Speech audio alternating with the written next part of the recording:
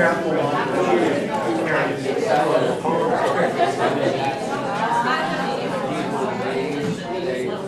right, 2 more minutes for having tea, and then we want to get started.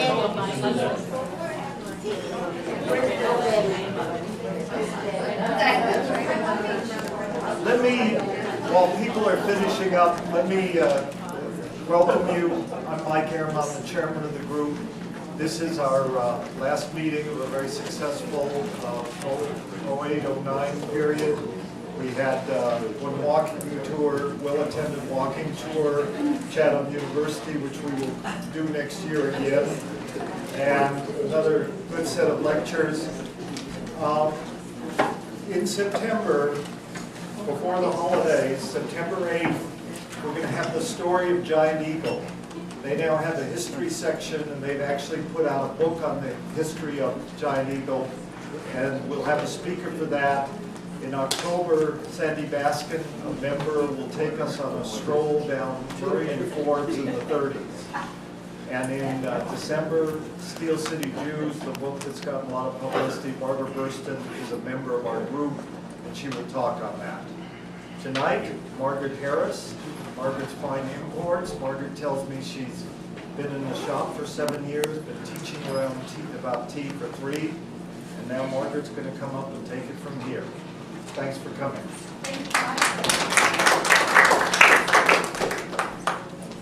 No, I can't see anything. Oh.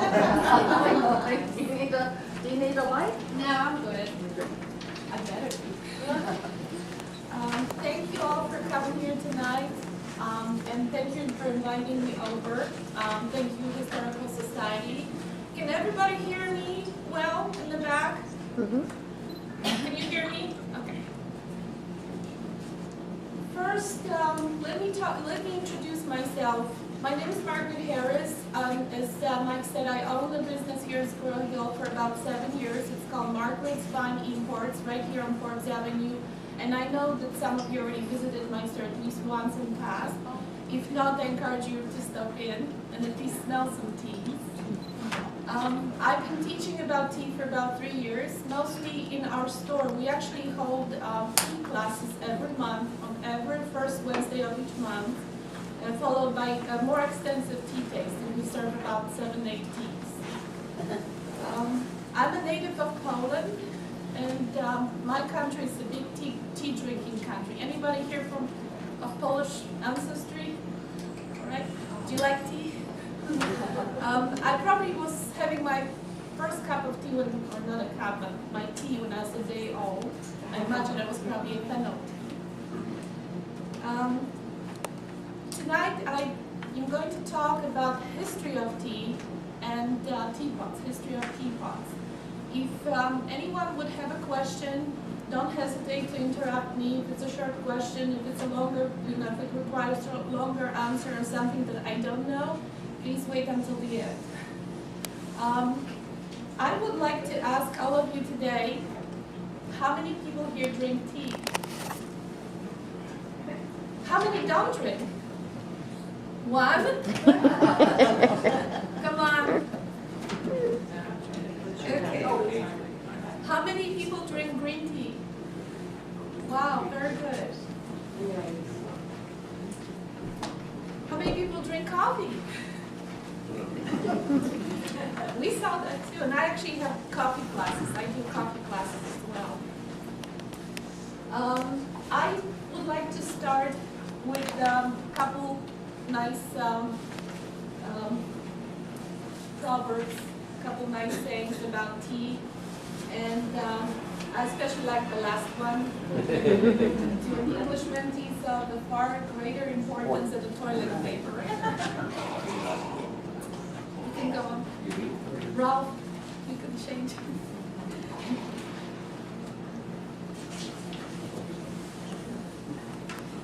And next. Today's topics, what is tea and growing regions, the very beginnings of tea, history of tea in China, then we're going to move on to history of tea in Japan, spread of tea throughout the world, and the history of teapots and design. And like I said, there'll be a little bit of time at the end. All true teas, which are white, green, oolong, and black, come from the same plant called Camellia sinensis. And the differences in these teas stem from a difference in processing of the tea leaves rather than coming from different species. I'm passing around the little bags with tea, so you were supposed to travel. No, we have already had it. Okay, they don't have anything to do. Maybe just pass them to the back. You can please open them, smell, touch. The Camellia sinensis is an evergreen bush that can actually grow up to about 15 to 30 feet high, but it's kept trimmed at the waist level at about 5 feet for easy picking. And actually, most of the picking is still done by human hand. There's no machinery that can pick tea better than a human hand. Actually, a good experienced tea picker can pick up to 60, 70 pounds of tea leaves per day. Mostly women. Next. Most tea leaves, like I said, is done by human hand. And you can go to the next one, please. This was a picture of the plantation, so I'm sure most of you already know more or less what they look like. Tea grows in geographic belt between tropics of Cancer and Capricorn. So basically it needs a tropical warm climate with quite a bit of rainfall. Elevation, tea can grow on lower elevations than 300 to 6,000 feet, but the higher, the better the tea, because it is not as developed. It's the leaves are smaller, they're more condensed, so the tea that grows on higher altitude is considered better tea. And just a couple regions, main regions where they grow tea. Of course, India with Assam, Nilgiri, and Darjeeling. And actually, let me show you something. As big as India is, the growing regions are very small. There's one couple here, and Nilgiris are here. So basically, the tea regions are like very small compared to the size of the country, but they produce enormous amount of tea. In fact, India is the main producer of tea in the world, with over 800,000 tons of tea being produced every year. Okay. Can you pull from the plant the second and third time? You can, there's usually 3, they call them flashes, and leaves are picked in the spring, in summer, and in fall. So and they call it first flash, second flash, and third flash. And usually the first flash is the freshest, the best. The second is pretty good too, and most of the teas are actually from a second flash. And a fall flash is like a kind of medium quality. It's not a very good quality, but it's also the cheapest. Okay, next.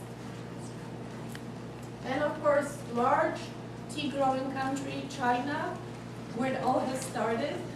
And one of the main regions is the Yangtze Valley. Next one. And then Fujian province and Zhejiang province, which actually, as you see, are very small compared to the size of China. Now, can anyone tell me where else tea is grown? Do you know? Except for Nancy, because she owns a tea business and she knows everything. The lady in green. Sri Lanka, yes. Which used to be called? Ceylon. Yes. That's why Ceylon tea is actually from Sri Lanka. Huh. Okay, any other countries? Brazil. Brazil, a little bit, but not a very big growing country. Japan, yes. Okay, the other countries are African countries such as Kenya, Malawi. There's some tea grown in Russia, actually in Georgia. Now it's called Georgia. And we have one plantation in the United States. It's in Charleston, South Carolina. Very suck it is. They produce tea and they actually have great tours. Like if anybody ever wants to have a nice vacation, a nice trip, I recommend. I haven't been there, but I talked to the owners, and now it became one of the American tea companies bought it, but it's still there. It's really pretty. But I haven't talked about history yet, so let me move on to history. Next. One more. Next. About 5,000 years ago, apparently, Chinese Emperor Shennan was resting in his garden, and apparently a leaf from a nearby tree drifted into a cup of hot water near him. He tried it, he liked it a lot. That's how it all started. That's part legend. We don't know for sure if it happened, but something like this must have happened. And he, in fact, was emperor. Anybody good in Chinese history here? Never mind. Good. The next, another legend says that monk Bodhidharma from India, who traveled to China to preach Buddhism, he was so committed, so devoted to his mission that he promised not to sleep for 7 years. And apparently in weak moments when he felt like he was falling asleep, he chewed on some leaves of the nearby bush, and apparently that was a tea bush. And other monks decided that it was a great idea to use it as well to help them stay awake during their prayers. Now this is actually, there's a more drastic version of this legend. Apparently the other version is that Bodhidharma actually fell asleep, and he was so upset and so ashamed by this that he decided to cut off his eyelids, and where they fell, the tea tree grew. But I don't like this version. However, it repeats itself in many sources, so I just want to let you know. Like I said, it's similar to that one, but it's much more dramatic. Now you never know who drinks tea. Next. So China is actually a place where it has all started, regardless of who was the one discovering tea. But apparently tea has been known for centuries and pretty close to 5,000 years or more. In the beginning, tea was used mostly as medicine. Tea was used to treat digestive and nervous system disorders, and also applied externally as a paste. We still do that. You know, tea is very healthy. There's a lot of health benefits of tea. By the 5th century, tea became more like more of the leisurely drink. So more and more people started drinking tea, and therefore they started actually cultivating tea plants. Very important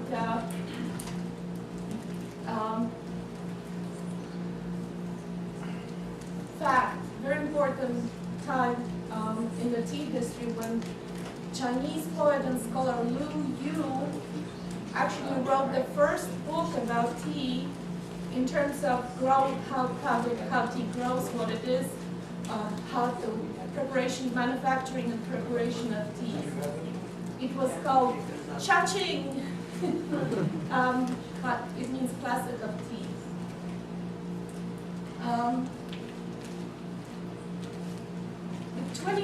It's very interesting how tea was transported, how it was made, and how it was used throughout centuries. And apparently by that time, the tea was made into tea blocks. I had one in my store, but we just sold it. Has anybody ever seen a tea block? Nancy probably did. You did. Did you see it in my store? I think so. Yeah, good. So tea was powdered and crushed and then formed into like little bricks. And this was a much easier way of carrying tea, transporting tea than transporting this in a loose form. So they would just break off a little chip and mix it up with hot water. It was creating sort of like a soup-like drink. By the 12th century, during Song Dynasty, tea was mostly used in a powder form. And I have a little sample here. It's going to be hard to see, but I'm going to pass it around. Powdered tea is still very popular in Japan, where it is used mostly for Japanese tea ceremony. And don't sneeze. It's gonna be all over. And then 14th century, during Ming Dynasty, the tea finally was prepared using leaves and infusing them in hot water like we do today. And then next.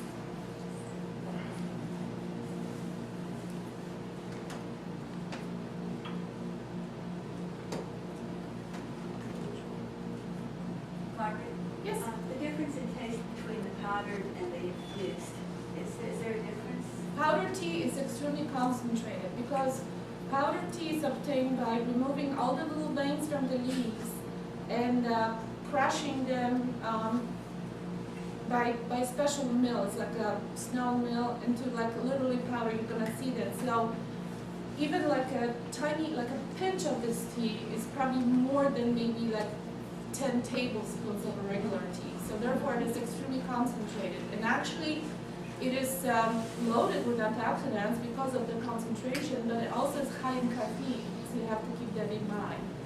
And it is still used for Japanese tea ceremony. Since development of the Chinese tea ceremony, which is actually a topic for another class. The Chinese tea ceremony was developed by mostly by priests and artists Senno Rikyu from Japan. And the ceremony includes a lot of philosophical principles. Has anybody participated in Japanese tea ceremony by any chance here? I saw one. You did? You actually witnessed? Yeah, they had one at the War Hall. They did a demonstration for everybody. Or was it the Children's Museum? No, I think it was the War Hall. Rick had one. But it is not just about, it's not about drinking tea. It's like almost, it's like a philosophical, sort of like a yoga experience, meditative, and it incorporates all the philosophical principles of harmony, simplicity, love of nature, purity, politeness, and appreciation of aesthetic. Now, I was lucky enough to participate in Japanese tea ceremony here in Pittsburgh. We have a lady called Yoko Motoyama who lives in Fox Chapel, and she actually offers Japanese tea ceremony in her house. So if anyone would be interested, let me know, and I will give you some more information. The ceremony involves a lot of special moves, postures.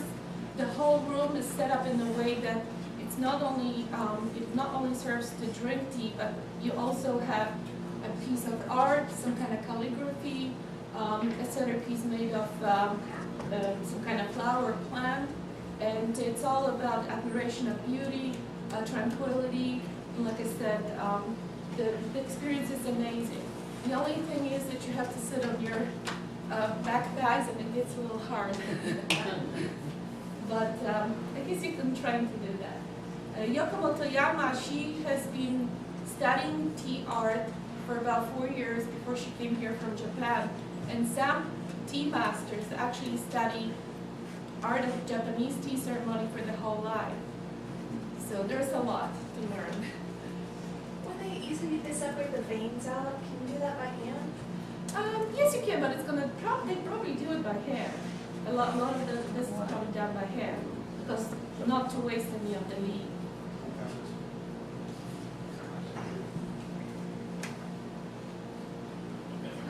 One interesting fact about Japanese tea ceremony, usually entrance to the Japanese tea ceremony room is very low.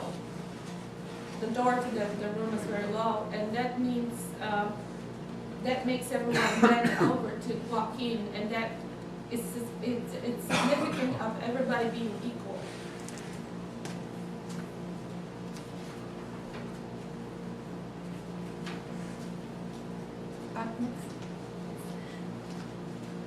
Is anybody sleeping here?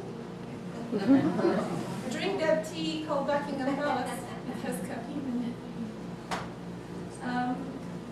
So, tea has been known, so far I covered China and Japan. China as being one of, like totally the first country to grow tea, to use it, to develop customs, and then tea goes to Japan. Not until 16th century tea becomes known in Europe. So it took a lot of years for tea to travel from east to west. And the first two merchants to bring tea to Europe were Portuguese. And who would think that? I never knew that. I always thought Englishmen or, Dutch. But actually the first nation that brought tea to Europe were Portuguese.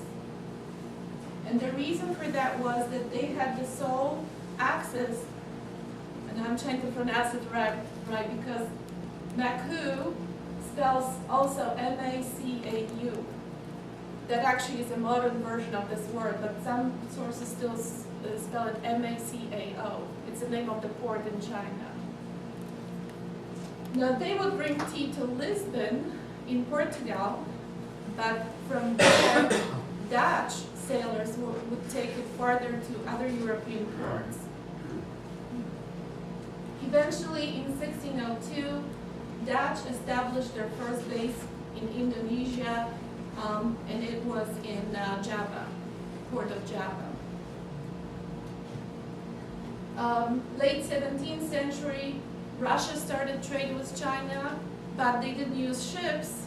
What they did, they would have caravans of camels going miles and miles across the Gobi Desert and through Mongolia and then Russia. And I don't know if you can see it, probably people who sit in the back, they can't see it, but sometimes the trip took more than 3 years.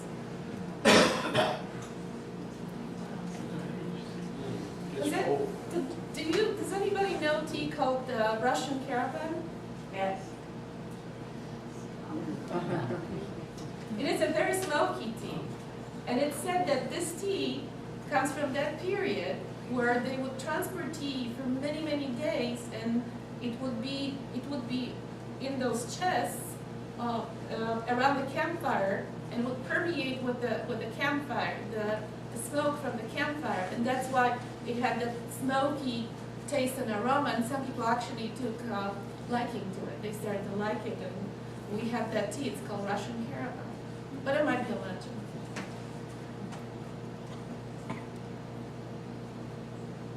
Now, the nation who liked the tea the most in Europe were British, but poor England didn't have access to China for many years. Actually, I don't think they ever had access. Maybe now they do. So what they did, they actually started cultivating tea in India. So India was one of the last countries to actually grow tea and produce tea. And now India is the largest producer of tea. Can I have next?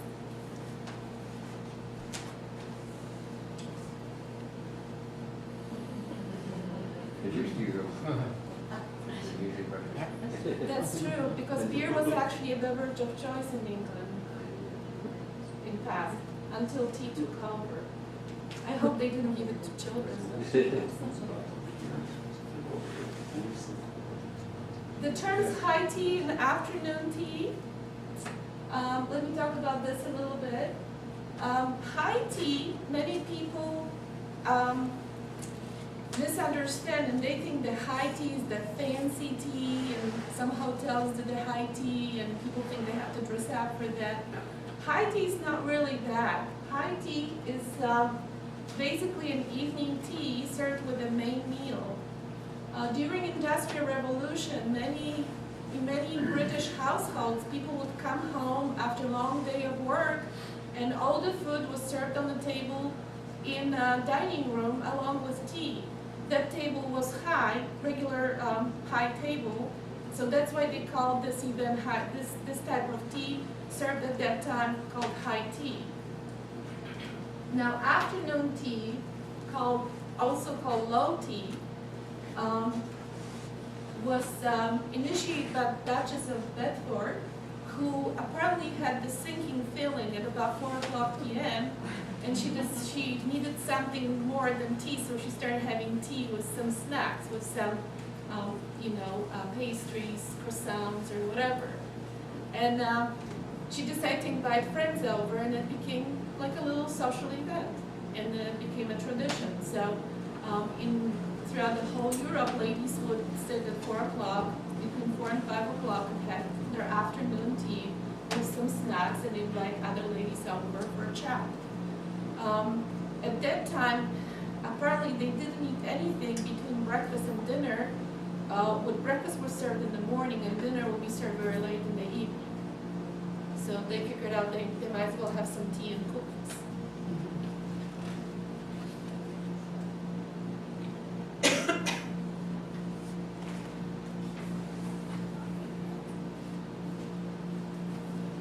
Here we go. Tea comes to United States of America, New Amsterdam, later New York, only because it was Dutch, and Dutch loved tea, so this way tea made it to America. And of course we probably all know here about the Boston Tea Party, which was a remarkable event in the history of United States, where someone can tell me, someone wants to talk about, someone is a specialist on Boston Tea Party here? Or do I have to cover it? The Boston Tea Party then took place on December 16, 1773. Apparently, at that time, British were sole seller of tea to America. And not only tea was highly prized, but also they imposed taxes on tea. And Americans did not want to pay taxes since they didn't have saying in the parliament. So basically that's where the saying, no taxation without representation. To get tea at better prices without tax, they started buying tea on the black market. And at some point, British decided that they're going to lower the price of tea to the point where Americans would most likely buy tea from them as well as pay taxes. And the Boston Tea Party on that time, I think it was 200 men dressed as Mohawks, dumped all the chests with tea from 3 British ships in Boston Harbor. And I think you all know that. If I'm incorrect, please correct me, but that's like the fullest version of the event that I've ever heard. And of course, Boston Tea Party started the American move towards independence, and soon American War of Independence erupted. All because of tea.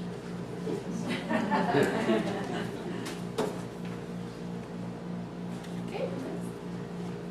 Oh wait, back. Oh, can we go back?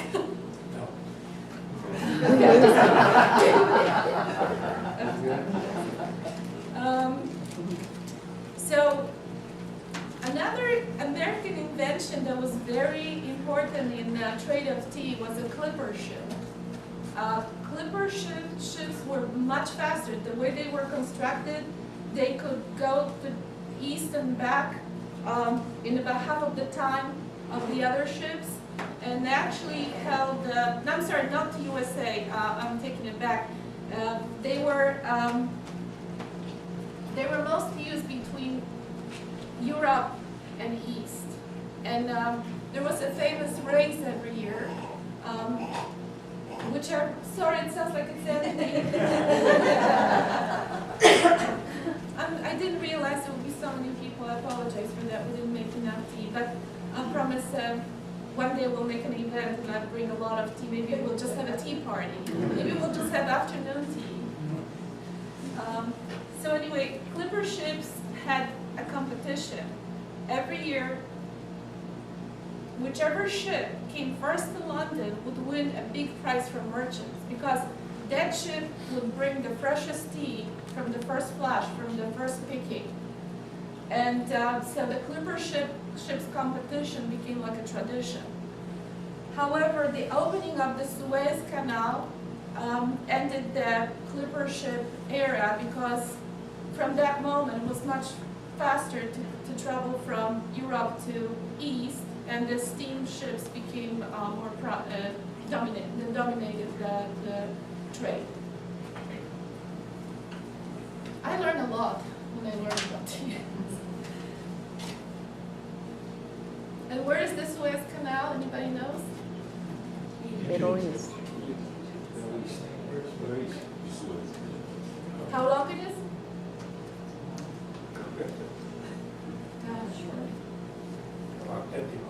A little more. 75? About 110.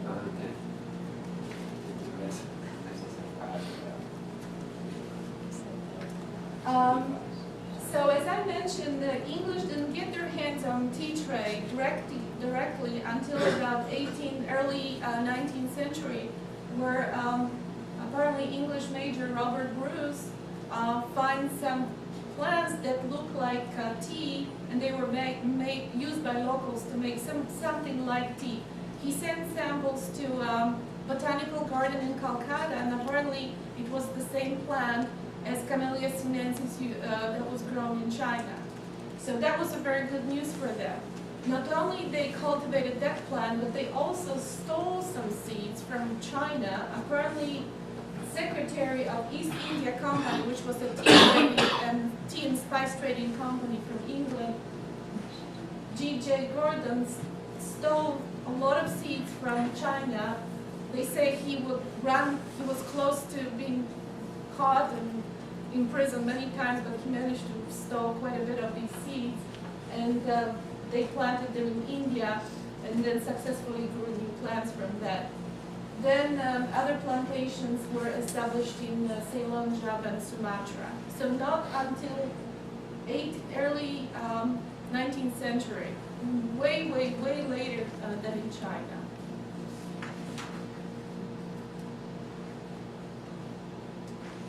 You're very good, Ralph. It's much easier to do that. Any questions now? I can take a little break. Nobody's sleeping? Except for my husband? Yes, question? I was looking at that paper you passed around with the word tea in all these different languages. So why are they all so similar? Here it is. Because they all come from the same word. Actually, there's two origins of the word, depending on which part of China the word came from. So, as I already mentioned before, originally Dutch were denied access to Canton or Macu ports, and so they started buying tea from a different side, from a different province, Fujian and Hokkien, which were closer to Taiwan. And the pronunciation of word tea in those provinces was te, pronounced te, and that's why most of the countries that would get tea from Dutch, they would pronounce tea similar to their pronunciation, which was te, and therefore tea, te, te in French and many other languages. And the only countries that pronounce tea, called tea cha or chai, would be those provinces in China where originally the word was used, and as well as Portuguese, and maybe a couple other countries that would get eventually tea or in Russians too. Yeah.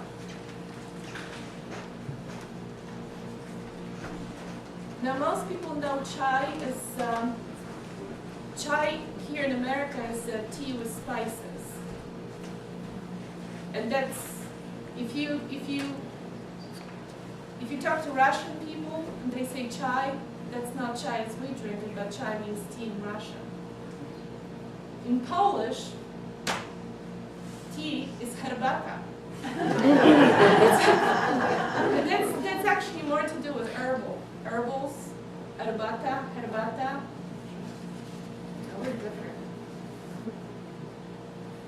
Okay, next. I'm going to talk a little bit about teapots because there's a lot of history there too. However, as I mentioned in the beginning, remember the legend about Shannon? And basically, tea has been known for 5,000 years, at least 5,000 years. However, they didn't start using teapots until only about 500-600 years ago. So what did they do before? They used tea, just bowls. They would only drink tea from bowls, from little vessels like this.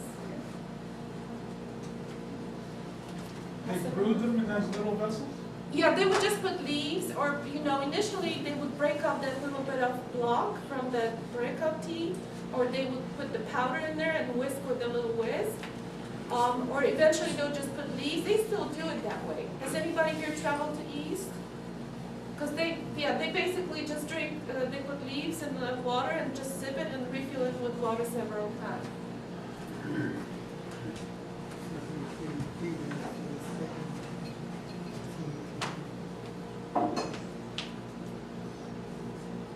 I forgot to show, these are gadgets used for Japanese tea ceremony. This is a bamboo whisk used to froth powdered tea, the one I showed everyone, with hot water. And this is actually a little scoop to scoop that powdered tea. This looks like what? Like a shaving tool. It's made of one piece of bamboo. When did people start adding things to tea? Way back, actually, as far as I believe in about 8th century, in China, they started adding spices already and some flowers. I'm sorry, not flowers. I'm sorry. I'm not good on this topic, but I'll get better. One of the first teapots ever produced were Yijing teapots, which were manufactured, as the name says, in Yijing province in China. They were made from a special Xisha purple clay. And actually the little bowls that I'm passing around, as well as the couple teapots that I showed you in the beginning, these are made from that clay. They are still being made in that province. In the beginning they were very simple. Eventually they became almost like art pieces. And if I was connected to the internet, I would have showed you today, but there's a really nice mini video on YouTube about making of Yijing teapots. And boy, it takes hours to make one. It's a very long procedure. So that teapot that you're looking at, the couple of teapots are actually made by hand.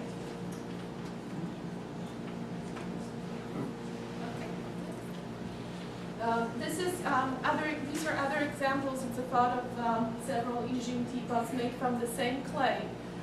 That, even though it's called purple clay, but it comes in different shades, starting from like tan to a deep maroon color. So all these they're not painted. They just use a natural color, natural clay.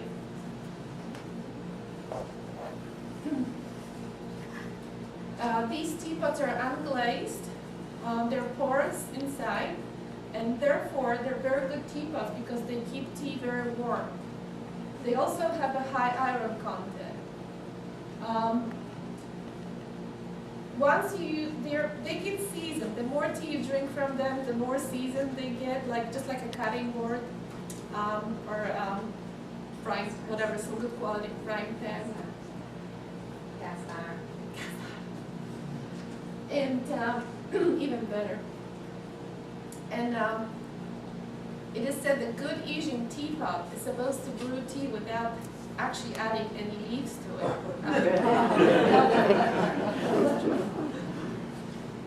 Good for like hard economy. Rob? Not until 17th century. There were no teapots in Europe until then.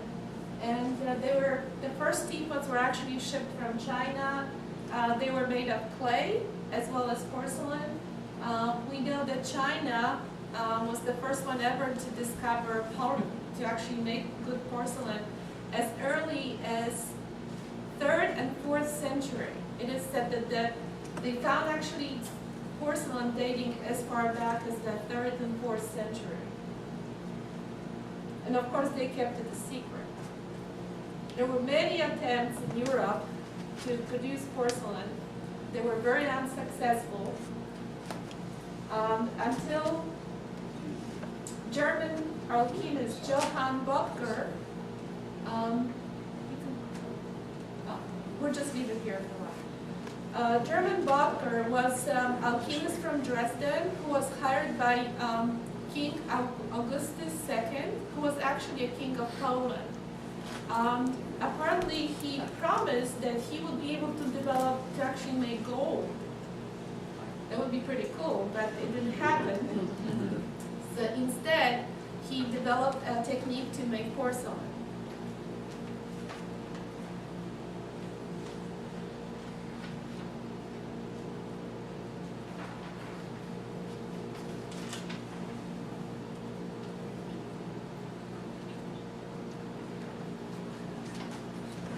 A lot of porcelain made originally in Europe was so-called soft-paste porcelain. Basically, it was a mix of clay and ground glass, and then it was not as strong, not as fine, easily breakable. And hard paste porcelain was eventually made in a larger quantity in Cornwall, England, where actually they found deposits of, I can't pronounce this word, help me out, kaolin, because I only know Polish pronunciation. Kaolin, thank you. And another form of china was bone china, invented by Josiah Spode, and I believe, yeah, okay. He invented it around 1800s by adding bones, actually powdered animal bones to the mix, and it made porcelain even harder and more beautiful. Now, only antique pieces, only vintage pieces still have animal bones inside of them. So if you have an old cup like this, there's a good chance that there's some bones in it, but they don't do it anymore.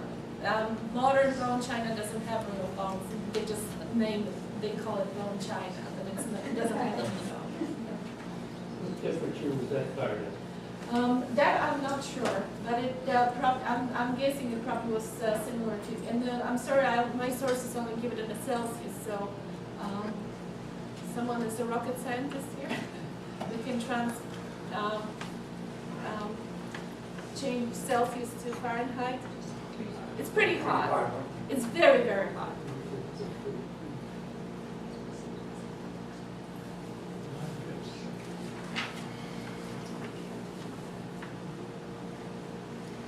Just one interesting fact.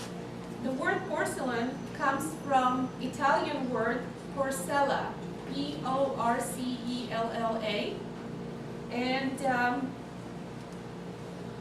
porcella means, I hope I'm pronouncing it right, cowrie shells. Anybody knows what cowrie shells? Actually, I have a photo on the next. They're about yay big, they're white, Yeah. little teeth in the middle, North Africa.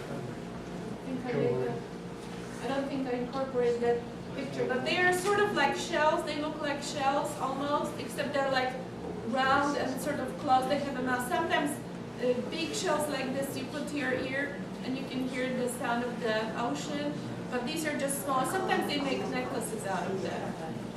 If I have a picture, I'll show you, but I think I missed it. But that's just a little fact about where the name porcelain came from. Apparently from Italian word describing those cowrie shells.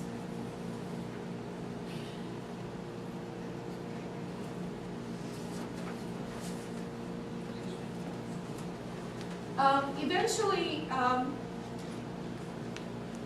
China, including teapots, was made in Europe, but also it was still imported from China, except that in the beginning of 18th century, the patterns were designed in Europe. So they would design patterns in England or France, and they would send them to China, and the Chinese workers were, or let's say, craftsmen were using these patterns to make shapes and also to paint them in all different designs. And many such designs were plants, animals, rabbits, camels, monkeys, elephants, and also coat of arms for major European families. There's some pictures on the next slide to show these teapots.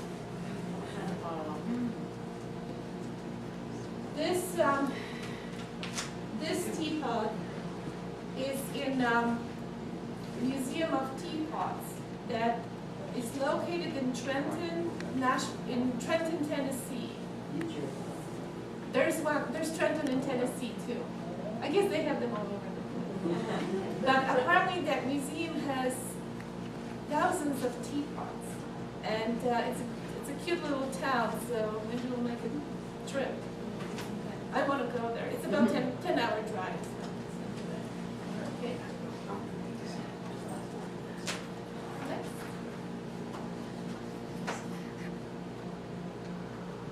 Silver teapots. Silver teapots are not as functional. They're very pretty. They're quite sturdy, but they don't really. The tea always tastes better from a ceramic or porcelain or clay teapot. However, they became very popular because famous Queen Victoria liked them, and they were very popular during her reign, between 1819 and 1901. Do you know how many children she had? 10. Give me some numbers. 10. 8. 8. Who said 8? You want a prize? I'm gonna give you some. Yeah, I was surprised because I didn't think she was. She was beautiful apparently when she was young. She married her cousin. So these are some examples of silver teapots. Some less rich people, they use pewter teapots at that time.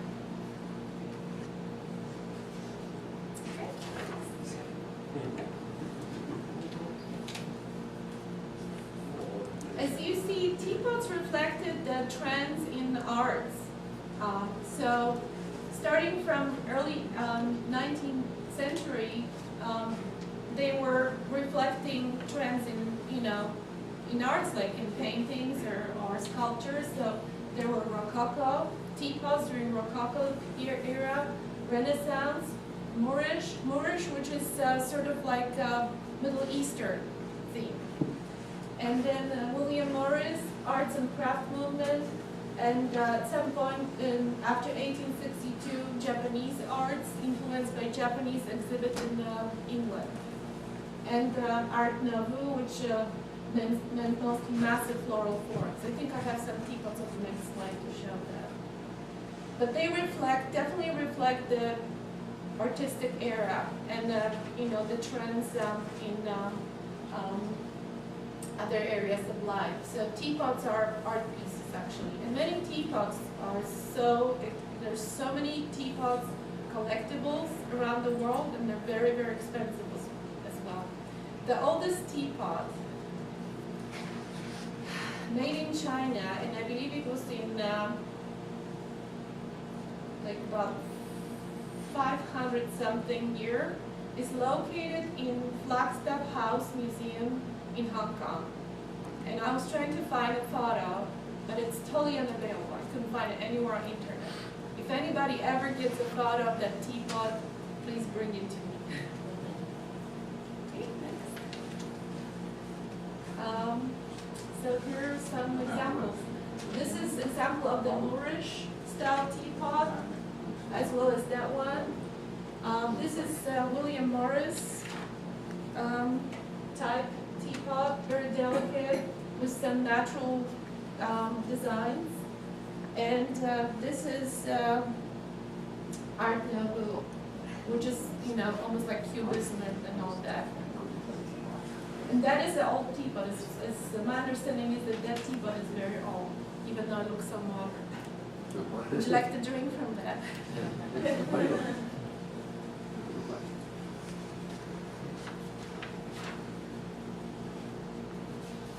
Okay, next.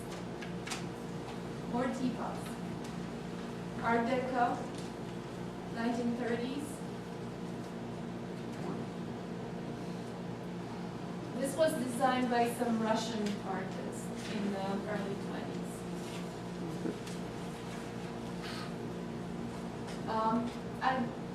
We can go to the next one. Brown Betty. I have Brown Betty. Thank you. This is teapot from England. It's made from a special clay, terracotta clay. And it's only made in one special area of England called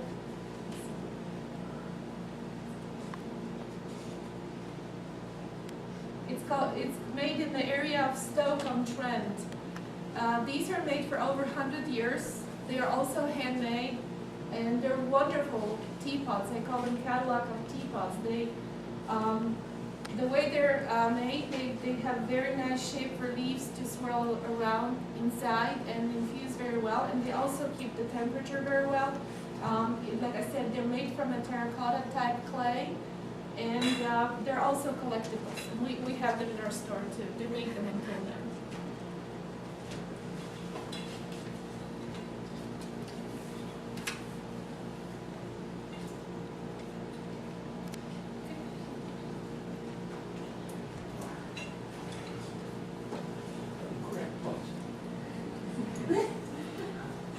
Believe it or not, there is a type of teapots called crack. Late 16th and early 17th century, made in China province, I think it was province, not a city, Jingdezhen, and they were brought to Europe by Portuguese, Dutch, and Spanish. In fact, this motif was used also by Dutch teapot makers, and it was called Delft. And actually, this is sort of like an imitation of this style. And the design on the teapot is called Blue Willow, and it shows a little history of two people that fell in love, but apparently a father of the girl didn't agree on their marriage, so they changed into two birds and they flew away. They were together.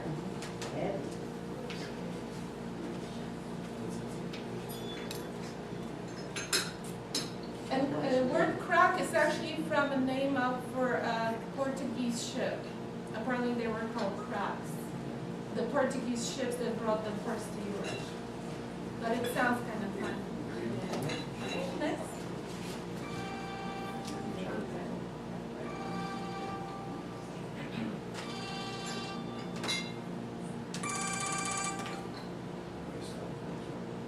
The tea I brought today is partially Earl Grey.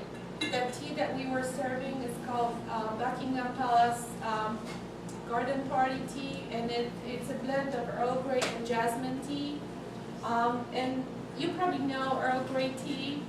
The name of the tea is from the British Prime Minister, Edward Grey, who loved that tea, and therefore that tea became so popular, and it's still very, very popular. In fact, it's my favorite tea.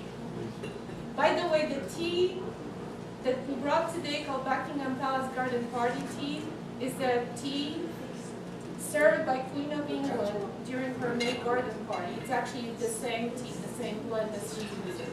So you drank tea as Queen of England. Same as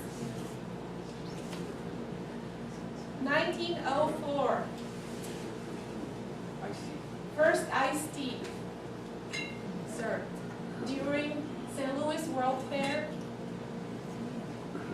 apparently Englishman Richard Blanchard figured out it was really hot, and he started putting ice in tea, and people loved it. And guess what? 80% of tea consumption in the United States is iced tea, until now. When I first came here to this country, I went to the restaurant, I asked for tea. What did I get? Iced tea. Hot tea, is that it? You have to say hot tea to get hot. And the first tea bag was invented by American, by imported Thomas Sullivan in New York in 1908. He used to send samples of tea to his prospective clients, and at some point, instead of like putting them in some kind of container loose, he decided to put them in little silk bags. But they were only meant to be used like to show for customers, and eventually scoop them up and use them in the teapot or mug. However, somebody mistakenly just threw the whole bag into the boiling water, and they liked the idea a lot. And eventually the design was improved by Thomas J. Lipton in England, and then the tea bags were mass-produced in USA as well in 1920s. And I don't know if you all see the bottom. Remember the smoky tea I was talking about, Russian Caravan? Lapsang Souchong is a similar type of tea. It has a very smoky character. And this was apparently tea enjoyed by Sir Winston Churchill with a shot of scotch. Did we try this, Mitchell? We tried green tea with vodka. It was pretty good. So this pretty much is all. There's one more page.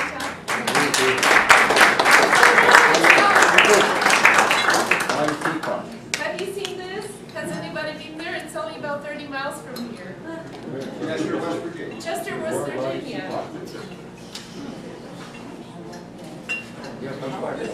No, I don't have. It's not a real teapot. What do they do with it? And we have questions from Margaret. I'm sorry it took so long. There's some business cards if anybody wants. Yeah. Go ahead. I'm sorry. My question is, at the beginning you said there were white, green, black, and oolong. What is oolong tea? Oolong tea is sort of half black and half green. It's partially oxidized.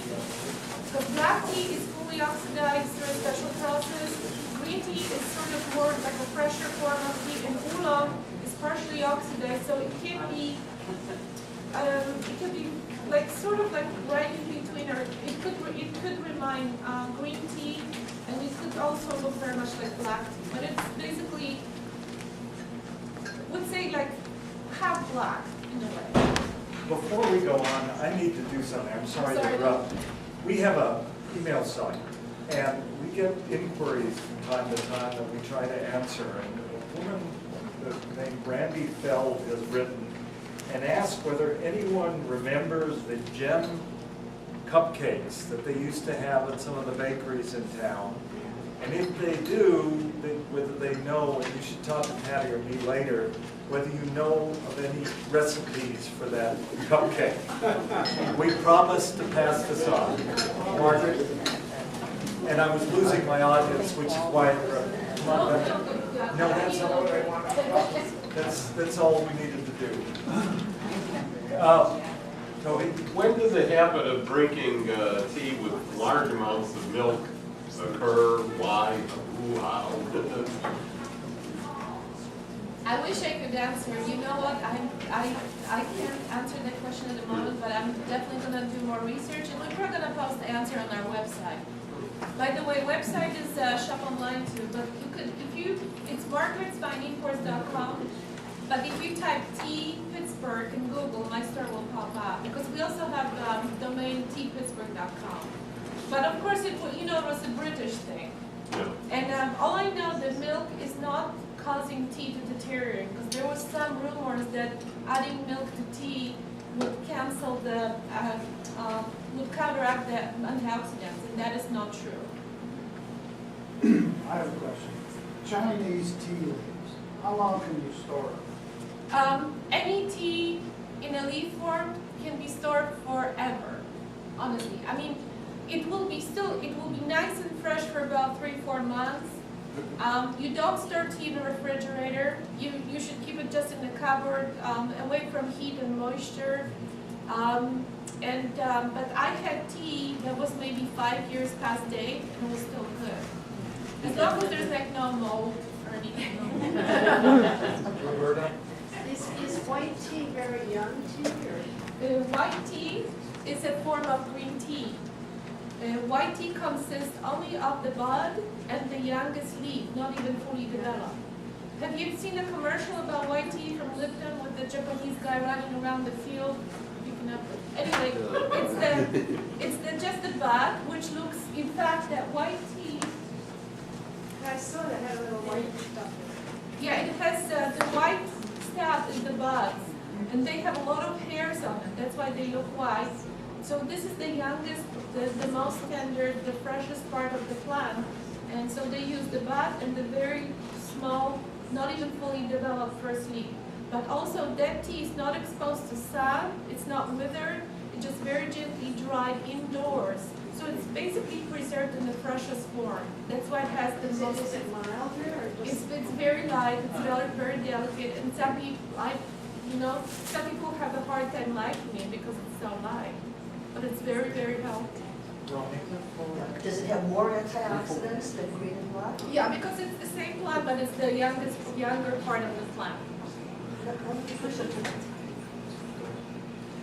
How do you decaffeinate tea?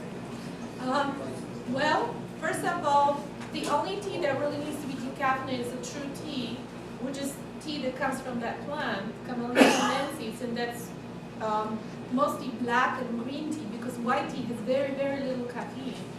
But it's done by a special process. One of the process, well, it's a complicated procedure, but basically it's done in Europe. They don't do any of this here in the United States. The same coffee. Coffee is decaffeinated in Europe. And it there's direct method and indirect. In the indirect method, there's an agent that actually is added to tea and binds the caffeine and removes it from tea. The indirect method is infusing the tea with CO2, and CO2 binds with the caffeine and then it's removed from the tea. But none of these methods is really chemical, as everybody thinks.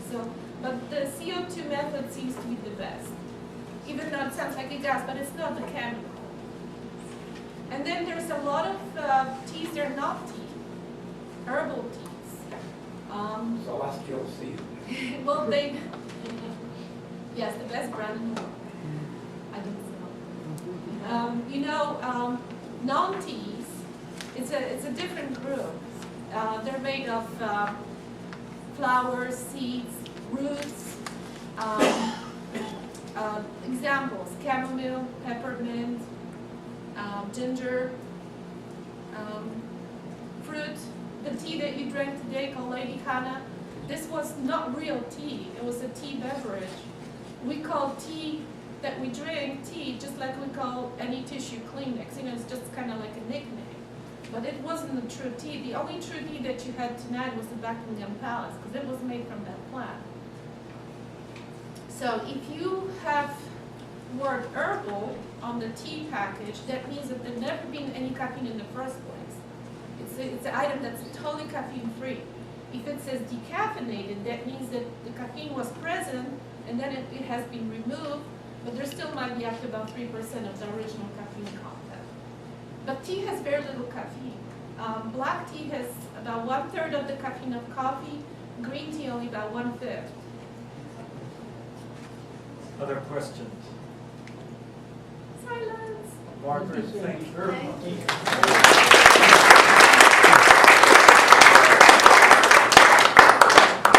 I'm going to indulge you all for just a couple of minutes. We've got a big crowd tonight. Some of you came in late. We'll be here again on September 8th to hear about Giant Eagle. Please come, bring your friends. This is our 5th or 6th or maybe 7th year. We don't know how many years old we are, even though we're a historical group, which means that we've had 60 or 70 presentations by now.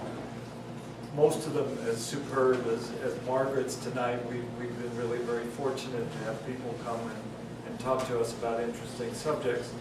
I don't do this enough. I want to give credit to a few people as we end this year, starting in the back with Patty Hughes, who organizes our website and lots of other things, and has been with us in the beginning. Forever young Ralph Lund, who Ralph is just back from Las Vegas, Reno, Lake Tahoe, celebrating his 80th birthday, but we don't believe it. Audrey Bookman has been working with us as our consultant in terms of putting the together. You don't know this, or few do. We actually have a big library now, at least maybe 2.5 years worth of disc of all of our programs, and at some point we'll start lending it out. We're willing to lend it out now. No one has come and asked, well, maybe one person, but we really are building an archive. Patty Gillespie is our treasurer. And a couple of people who aren't here tonight who've been leading lights. Betty Connolly, who spoke to us a couple months ago and who was one of the editors, lead editor of our book. And Esther Tucker, who's not here tonight, but really was one of the founding members and one of the spirits in getting this thing going. So you don't see their hands as directly, but when you come in here every Tuesday of the month and see the chairs up, you can thank Patty and Ralph because they're here plugging away in the afternoon to do it. Also, finally, Sixth Presbyterian Church, which has now been our host for 4 or 5 years, maybe longer. We do make a contribution to them, but... And Ronnie, he puts up our flyers. And pardon me, Ronnie Zilker, who has been doing thank you, Patty, who's been doing publicity the last year or so, and we now average 35 or 40 people a meeting, which is up 10 or 15 from just a year ago, and it doesn't happen automatically. So I want to thank everyone there. I want to thank people who joined and continue to join this group, and those of you who keep coming to our meetings. We appreciate it very much. Have a good August, and we'll see you in September. How about you?